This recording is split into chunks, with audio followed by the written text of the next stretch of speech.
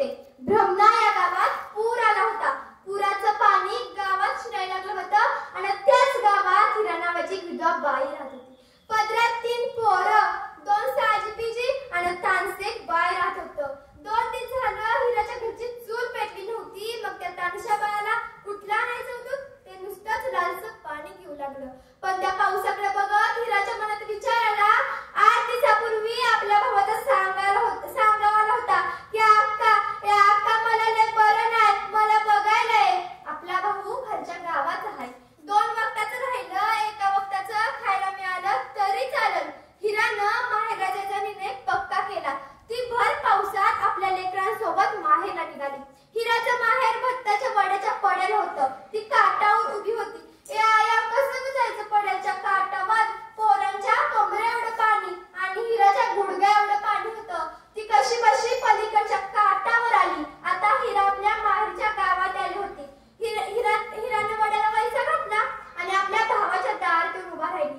हिराचा भाऊ नायबू नुसताच जेवला होता. तोंडात पान चांगलंच रंगलं होतं. जशी भंडारात दिसली तसं बायकोला म्हणाला, अगं या अक्का आली, अक्काला पाणी आण. ए अक्का बस पाणी पी. अक्काच्या भावानं तोंड भरून स्वागत केलं. आवा दिवाण साहेब, एवढ्या पावसाचं कसं आला जावं?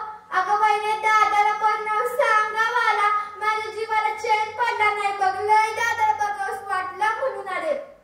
आवा दिवाण साहेब, त्या गोष्टीला 8 दिवस झालं. 8 यायचं होतं तर 8 दिवसामध्ये काम नाही झाला.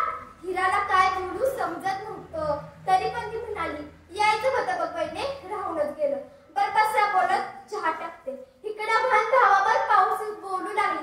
काय सांगू दादा, नुसती पावसानं दैना केल्या बघ. पाऊस जन्माचा वही झाला या.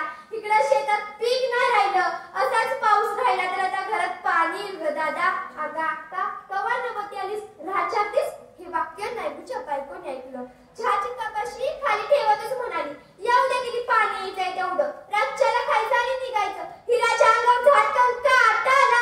चहा गोड होता तर हिराला कडूईत लागला. नायबूच्या बायकोनं नायबूला आत बोलवलं आणि म्हणाली, म्हणजे तुम्हाला एवढी भणीची कळकळ आहे आणि तुमच्या भंगाकीची कळकळ आहे?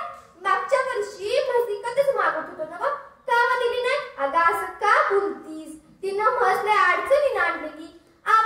मग मी काही तुला चिचूक देत होते, पैका तर देत होते ना बघ. हे सर्व बोलणे हिराच्या कानावर जात होते.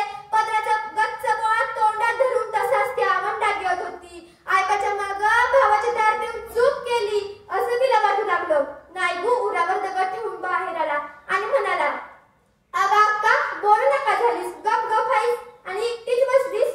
तुला आठवतंय का आपण भताच्या वड्याला धुणं धुवायला गेलतो तेव्हा मी वाहून जात होतो. तेव्हा अक्का तू नसतं मला वाजव तर माझं काय झालं असतं अक्का? अरे दादा, कशाला मागच्या गोष्टी काढतोस? आता मला गेलं पाहिजे, नाहीतर घरात पाणी शिरल. नायबूला काय बोलावं समजत नव्हतं. तो धाटकन उठला, खिशात हात घातला, 5 रुपयाची नोट तानशा बाळाच्या हातात दिली. घरातली शिल्लक दिली आणि येतो दादा वहिनी म्हणून हिरा पाठमोशी झाली. आली हिरा भत्ताच्या काठावर आणि वड्याला